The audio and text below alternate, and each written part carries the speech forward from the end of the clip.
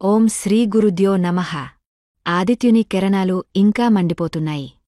లక్నోలో రేపు రాత్రి 7:30కి జరగబోయే IPL 2025 match 21 Lucknow super giants versus Sunrisers Hyderabad.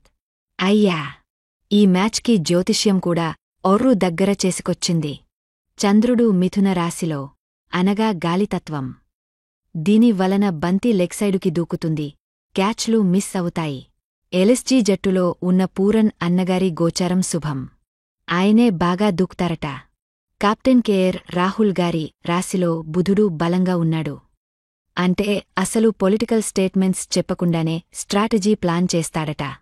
ఇంకా ఏసాచ్ సంగతి చెప్పాలంటే ట్రావిస్ హెడ్ గారిని చూసారా? శని గ్రహం పక్కనే పజిల్స్ వేసేస్తోంది.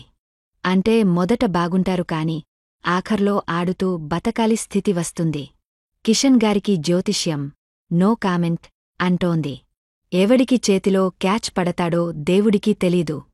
మొత్తానికి పిచ్, గ్రహం, రాశి పాకెట్గా చూసుకుంటే ఈ రోజు విజయం సాధించే మహాశక్తి లక్నో సూపర్ జెయింట్స్ జట్టు వైపు నుండే ప్రకాశించుచున్నది. శుభం భవతు. జయ క్రికెటేశ్వరాయ నమః.